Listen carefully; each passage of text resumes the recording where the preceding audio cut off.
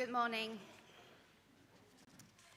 Today's reading is in Acts 13, which you can find in page 3 in the booklet.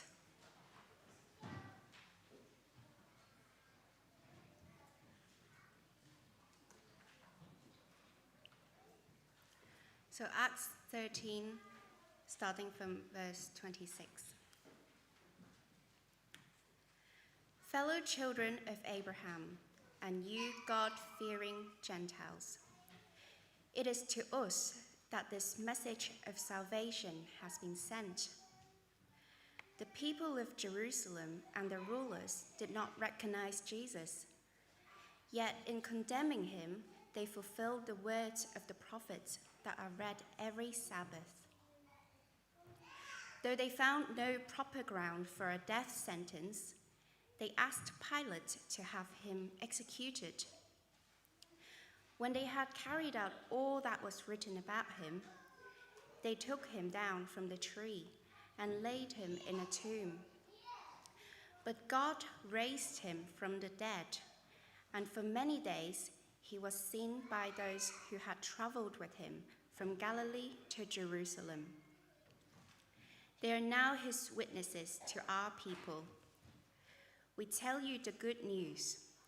What God promised our ancestors, he has fulfilled for us, their children, by raising up Jesus.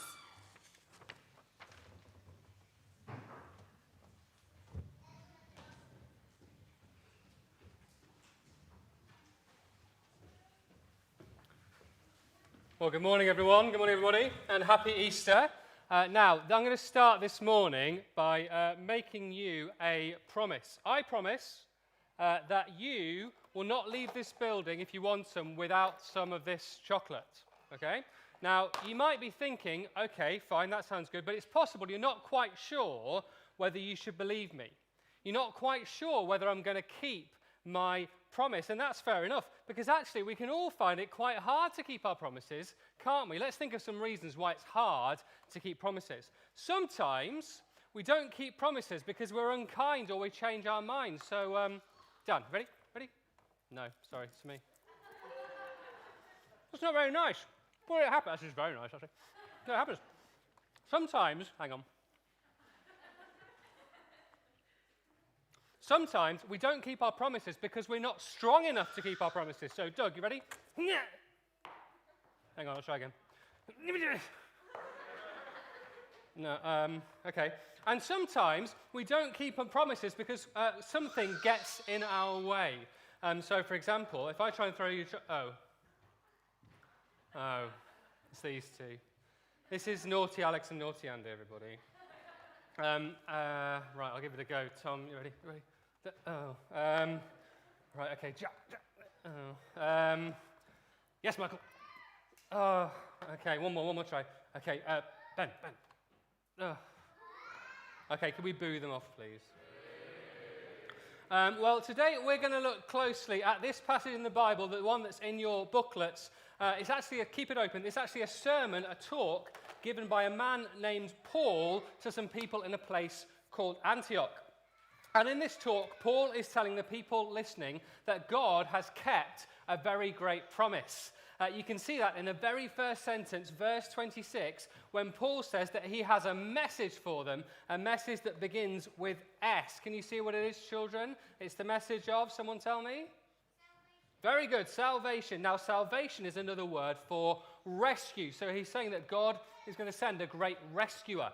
Now, I wonder what comes into your head when you think about rescue. Hopefully, you know some brilliant stories about rescuers that you've read about in books or seen on TV. Here's one or two I like.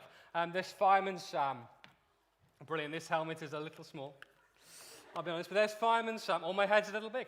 The brave and clever fireman saving the small village of Pontypandy every single day from his nemesis, Norman Price. The 9-year-old boy who every week says, I won't do it again, Sam, and every single week sets fire to his mum's shop. Absolutely superb. What about Luke Skywalker? Armed with only his trusty lightsaber and the power of the Force, he takes on the evil Empire, Darth Vader and Emperor Palpatine, and wins an enormous victory for the light side against the dark side. Or how about a real-life rescuer?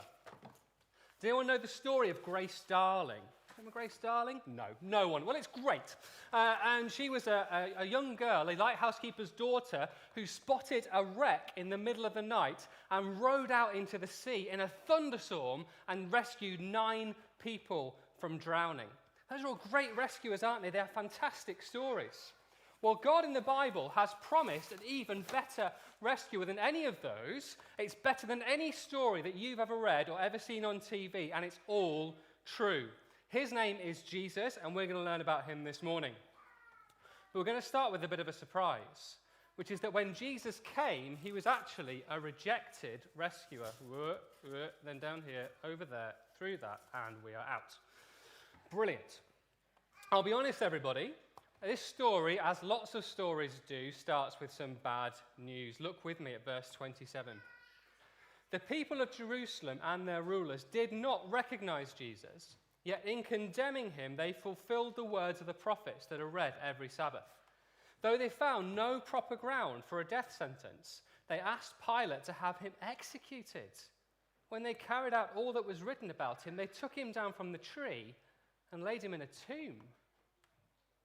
When God sent his rescuer Jesus, the people in Jerusalem and their rulers didn't want him. They hated him and they rejected him. In fact, they asked the Roman ruler Pontius Pilate to have him killed, and they buried him in a tomb. Now, we might think that is crazy, because if you know anything about Jesus, if you know any of the stories of his life, you will know that he went around doing good for people. He was strong and powerful. He always did the right thing. He was always kind and loving to everybody. In fact, he healed people's diseases and even raised them from the dead. He brought life wherever he went.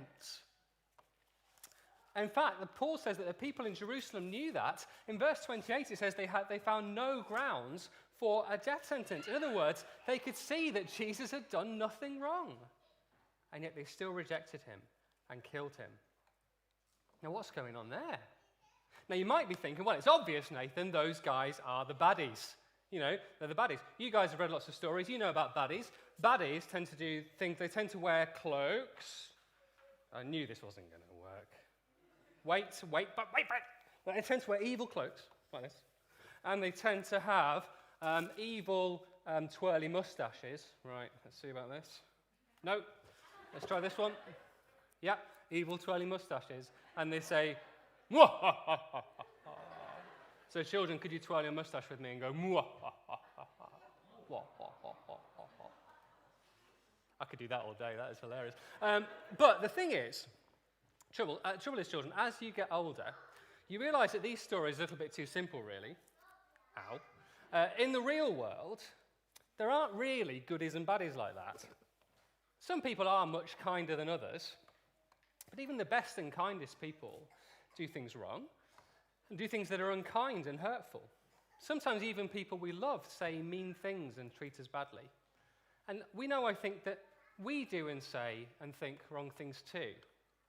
You see, I want you to imagine that you get the chance to write your own story. Here's my story, Nathan's story. Now, what kind of things am I going to put in this story? Well, I'm going to talk about how I worked hard at school, and I passed lots of exams, and I got lots of qualifications. I'm going to write about how at one point in my life I was quite good at cricket and the high jump when I was younger, no longer, and that I can play some musical instruments. I'm going to say that I got married to a beautiful lady and I had 3 children who I'm really, really proud of. This begins like quite a good story, actually, isn't it? I'm beginning to look like the goodie in my story. I might even be the hero. I might even be a rescuer myself. But the thing is, I know I've actually left out quite a lot of things from my story. I've left out the times I was lazy and rude to my parents when I was younger. I've left out the times I wasted my time and my money doing things that I shouldn't have done. I've left out the times when I was mean to my lovely wife and to my lovely children. I've left out the times, even my best achievements, even the things that I was good at actually turn out to have bad things behind them sometimes, where I've done something wrong. And I've left out all the times that I've ignored God and his word, the Bible, because it told me that I couldn't do something that I wanted to do. See, my story, even though from one angle it might look like quite a good story, from another angle, is actually quite horrible. Actually, perhaps I'm not the goody in my own story at all. And you know, when Jesus died, lots of people realized that they realized the same thing. The man who betrayed him, who gave him up to the rulers to be killed, was one of his closest friends. And all of his other friends, when Jesus was arrested, ran away and they didn't try to help. In fact, a man called Peter, possibly Jesus' closest friend, denied that he had ever knew him and said, I've got nothing to do with him and I don't care about him at all. And this man, Paul, who's now telling us about Jesus, at one point hated Jesus so much that he tried to kill people who believed in him. You see, God sent Jesus into the world to rescue us. He really is the ultimate goody. He never did anything wrong. He never hurt anyone, and he never ignored God. But when Jesus came, we learned something quite sad about ourselves. In fact, we learned what we needed rescuing from. Because the way people treated Jesus, and not just the baddies, but everybody, showed us that there's something very wrong going on in our hearts. We can't really stop ourselves doing really bad things, even really bad things to really good people. We have a problem the Bible calls sin. Sin is our desire to do whatever we want and to get rid of anything that stands in our way, even if that means getting rid of Jesus, getting rid of God from our lives so we can do whatever we want. You see, that's why God sent his rescuer, to rescue people from their sin. But when Jesus came, what did people do? Well, we sinned against him. We killed him and ran away from him and denied him. We rejected him.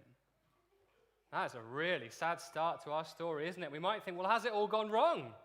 Has God broken his promise? Is this like when I make a promise, but I can't keep it because I'm unkind or something gets in my way or I'm not strong enough? Well, here's the really good news. God is nothing like me.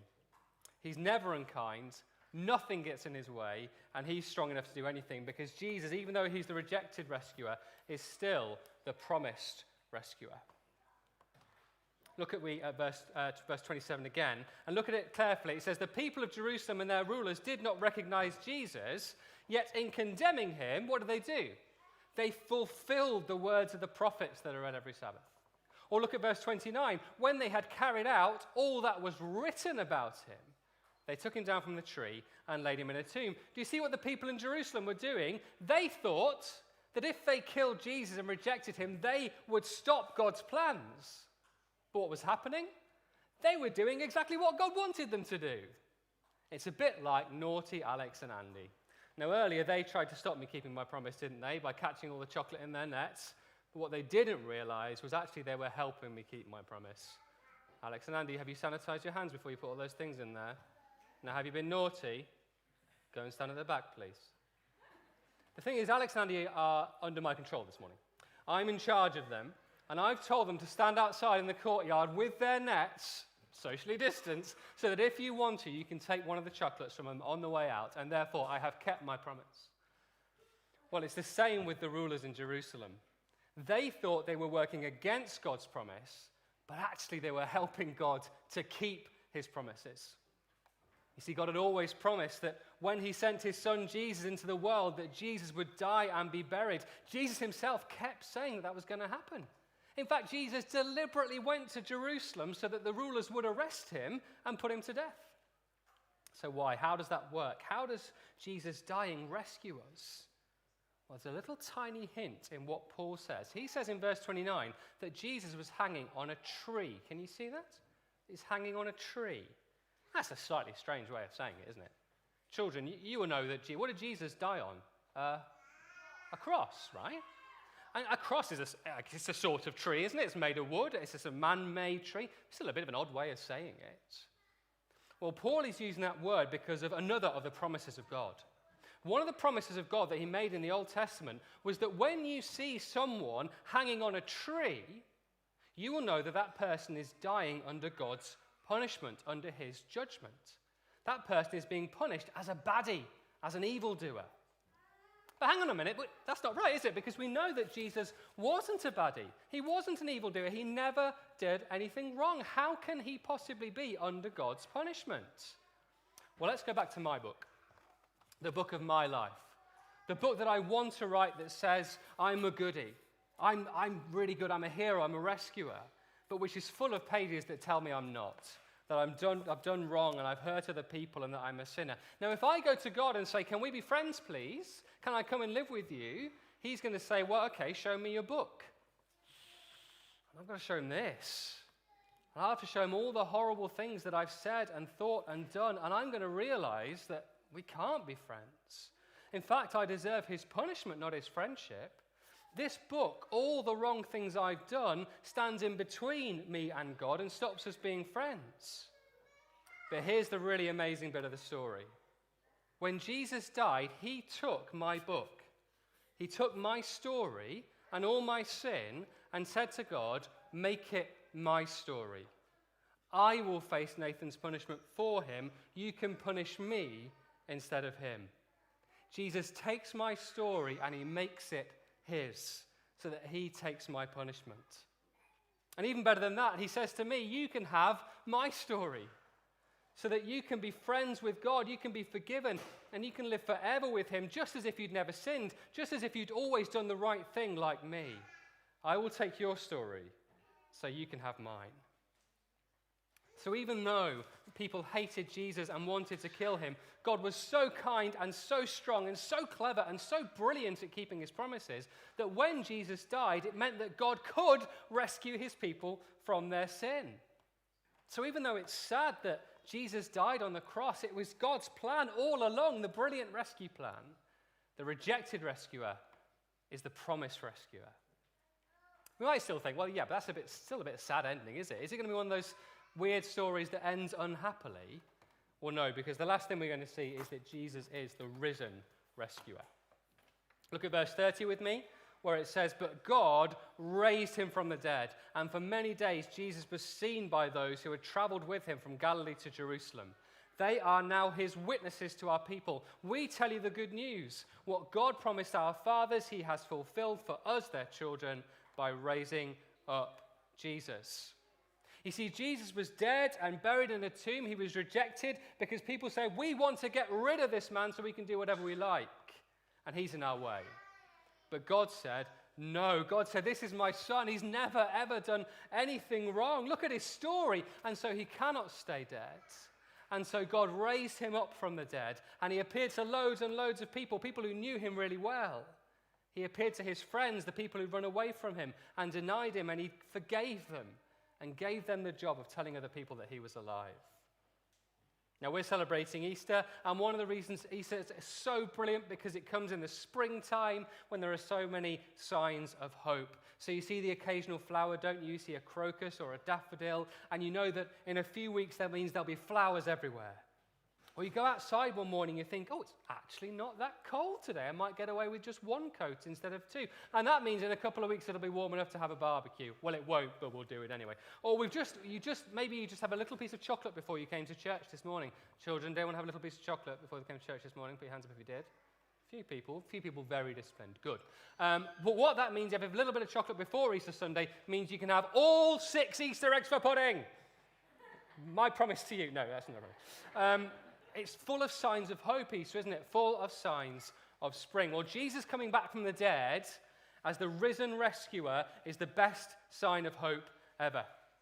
Remember, we're thinking about God keeps his promise to rescue us from our sin and from his punishment. We've seen that Jesus died under God's punishment, the punishment that we deserve because of our sin. But now imagine this. Just imagine that Jesus had died and he stayed dead. That God couldn't bring Jesus back to life. Imagine that. Imagine that Jesus died just as God planned all along, but then he couldn't do anything about it. Imagine that God couldn't rescue Jesus from the dead. Now that would be no good, would it? Jesus can't rescue us from death if he stays dead. That would be like a fireman who's trapped in a burning building, or a Jedi Knight, it's here somewhere, a Jedi Knight who'd gone over to the dark side, or a lighthouse keeper's daughter who was drowning in the sea. That would be no good at all. They couldn't be our rescuer. But if God can't rescue Jesus from the dead, he can't rescue us either, can he? But what's happened? Jesus has been rescued from the dead. When his friends went to the tomb a few days after he died, they met an angel there who told them, why are you here? Why are you looking for Jesus here among the dead? He's not here. He is risen. You see, because Jesus never did anything wrong, because his story was always perfect, God rescued Jesus from the dead. And that means that because Jesus takes our story and gives us his story, that he's going to rescue us from the dead too. And so Jesus' resurrection is our sign of hope. You see, there are many things in our world that are quite scary, aren't there? We live in a world which is a sad world where sometimes people die. And we can sometimes start to think, is there any hope in our world? Well, we always have scary things and sad things. Well, we always live in a world where people die. Well, Easter Sunday tells us, no, there is hope. Because God has kept his promise to rescue his people by bringing Jesus back to life. Now, I'm going to finish, but it could be that you've never really thought about all this before and you want to know more. You want to know more about Jesus' life and what he was like. You want to know more about what he taught. You want to understand more about why he died. That's brilliant. We really want to help you do that, and Danny is going to tell us some ways you can do that after the talk. But it could be that you've realized something about Jesus already. You've realized that, yes, he's never done anything wrong, that he's died under the punishment that you deserve, and that God has kept his promise to rescue his people by bringing Jesus back to life. And so you want to be one of God's people. You want to stop being the king of your own life, and you want to let Jesus be the king instead. You want to be forgiven and welcomed into Jesus' new creation forever. Well, if that's you, I'm going to say a prayer to help you say sorry to God and ask him to rescue you. Let's pray. Heavenly Father, I'm sorry that I've sinned. I admit that I'm not the hero of my own story and that I've hurt other people and ignored you. Thank you for sending your son Jesus to be the rescuer I need. Thank you that he never did anything wrong and that he died instead of me so I can have your forgiveness and live with you forever. Thank you that he rose from the dead, which means that I can have hope. Please help me live for Jesus as my king and trust him as my rescuer. In Jesus' name, amen.